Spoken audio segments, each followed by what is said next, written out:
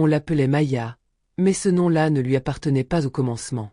Elle avait grandi dans un monde que personne ne croyait réel, un monde où les horloges ne tournaient pas et où les calendriers n'existaient pas. Un monde tissé de lianes, d'ombres mouvantes, de pluies chaudes tombant sans prévenir et d'un silence vivant, un silence peuplé de bêtes, de secrets, de regards. Ces premières années, elle ne les avait pas passées dans un berceau entouré de peluches, ni dans une chambre aux murs roses. Non. Elle les avait vécues dans les entrailles vertes et humides de la forêt d'Ituri, là où les humains n'osent pas rester la nuit. Elle s'était endormie sur les mousses tièdes, avait bu l'eau claire des feuilles et appris à écouter le langage du vent dans les arbres.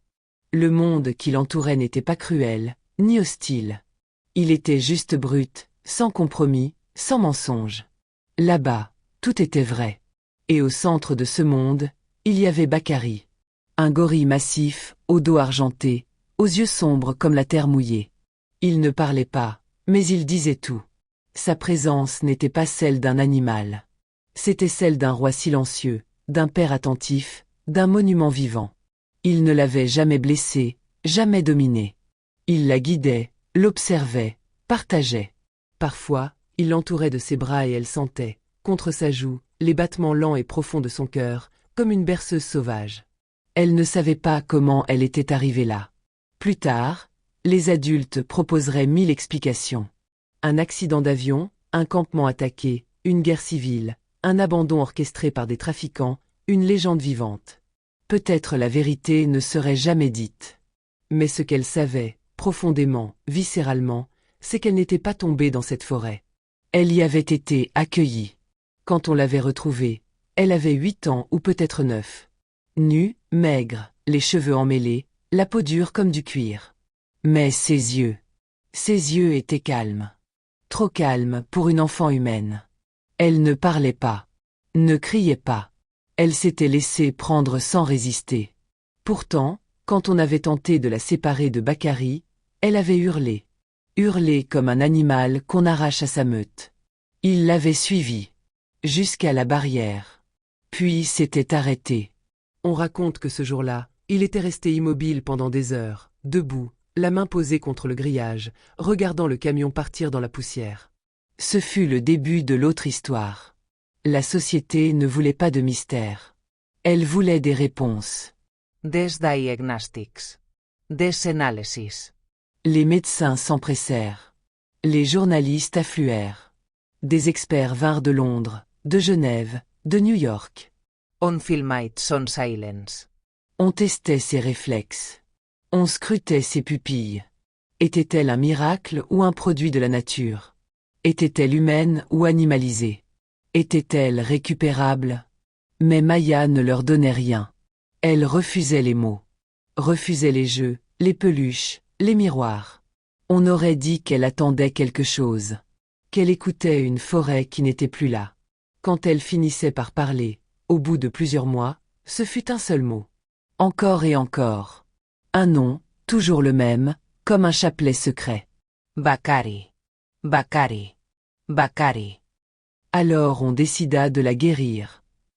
De lui enseigner ce qu'elle avait manqué, la lecture, l'écriture, la bienséance. On l'éduqua. On lui offrit un toit, une langue, des vêtements.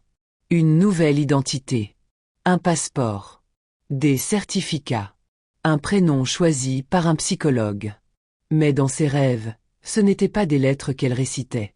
Ce n'étaient pas des leçons qu'elle revoyait. C'étaient les bruits feutrés des pas sur les feuilles mortes, le goût des mangues sauvages, la peau rugueuse d'un bras immense qui la soulevait avec une tendresse muette. Le monde humain la fascinait autant qu'il l'épuisait. Elle apprenait, oui. Elle s'adaptait. Elle devint brillante. Mais une part d'elle restait à distance, comme une louve domestiquée qu'on aurait coiffée d'un ruban. Devenue adulte, Maya était belle, posée, mais inaccessible. Son calme était perçu comme une bizarrerie. Sa façon de s'arrêter au moindre bruit de vent, de fixer les arbres, de préférer les animaux aux hommes, la rendait étrange. À l'université, on chuchotait dans son dos. On l'appelait « la fille des singes ». Certains se moquaient. D'autres l'admiraient en silence, sans jamais oser s'approcher. Elle souriait poliment, mais son regard était ailleurs, tourné vers un monde que personne ne comprenait. Elle étudiait l'éthologie, les comportements animaux. Elle disait que les gorilles étaient plus loyaux que les hommes, plus tendres, plus dignes. Elle disait aussi qu'il fallait écouter les silences. Et surtout, elle n'oubliait pas. Un jour, une lettre arriva. Une simple enveloppe beige, venue du Congo. À l'intérieur, une note sèche, presque administrative. Un rapport. Une fiche de santé. Une photo jointe. Sur l'image, un vieux dos argenté, assis contre un mur de béton, les yeux baissés. Bakari. Il avait survécu. Mais pas vraiment. Capturé peu après son sauvetage, il avait été transféré dans un centre de préservation à l'est du pays. Là-bas, il ne mangeait presque plus. Il refusait les autres gorilles. Refusait même les soigneurs. Il passait ses journées seul, recroquevillé. On disait qu'il mourait lentement. Alors Maya prit une décision. Elle voulut le voir. Et tous lui dirent non. Les medecines. Les autorités du centre. Les psychologues. Même ceux qui l'aimaient sincèrement. Tu es guérie, Maya. Tu as reconstruit ta vie. Revenir en arrière serait dangereux. Mais ce que personne ne comprenait, c'est qu'elle ne voulait pas revenir en arrière. Elle voulait seulement retrouver ce qui n'avait jamais quitté son cœur. On ne revient pas en arrière. On retourne seulement là où le cœur est resté. Elle fit le voyage en secret. Une décision prise dans la solitude de la nuit, sans la moindre explication à quiconque. Son départ se fit sans bruit, comme une ombre s'échappant dans l'aube naissante. Elle ne voulait pas qu'on l'arrête. Pas cette fois. Ce n'était pas une mission ni un devoir à accomplir, c'était un besoin primitif, viscéral, quelque chose qui venait de très loin, du fond de ses os et de ses souvenirs. Le voyage était long, épuisant. Un vol interminable, un atterrissage rude sur des pistes de terre battue, puis une jeep qui secouait ses os sur des routes défoncées, creusées par des pluies torrentielles. Elle ne se souciait pas des secousses. Elle ne ressentait plus la fatigue. Chaque mètre parcouru était un pas de plus vers le passé, un retour à un monde qu'elle avait laissé derrière elle, un monde qu'elle avait appris à aimer sans jamais pouvoir le revendiquer. Les sous-bois étaient étouffants. L'humidité s'accrochait à la peau, la sueur se mêlait à la poussière du sentier. Des bruits d'animaux invisibles et des frissons qui couraient sur les branches la surveillaient, mais Maya ne les remarquait plus. Elle avançait, déterminée, portée par une force calme, presque mystique. Ses pas la guidaient là où rien n'avait changé, là où Bakari l'attendait toujours. Quand elle arriva au centre, un enclos immense, rien n'était comme elle l'avait imaginé. Elle se présenta sans avertir. Le regard des gardiens était méfiant, curieux. On lui demanda son nom, et à l'instant où ils l'entendirent, il eut comme un frisson dans l'air. Maya. Oui, tout le monde se souvenait. De l'histoire. Du scandale. Du mystère oublié, qu'on avait presque effacé de la mémoire collective. Ils avaient entendu parler d'elle, mais ça faisait longtemps. Trop longtemps. Trop de rumeurs, trop de distance. Ils hésitèrent, puis, après un moment de silence, un garde plus âgé murmura « Laissez-la ». Et c'est ainsi qu'ils la laissèrent passer. Maya n'eut pas besoin de mots pour convaincre. Son regard disait tout. Le silence, son silence, les attendait, eux aussi.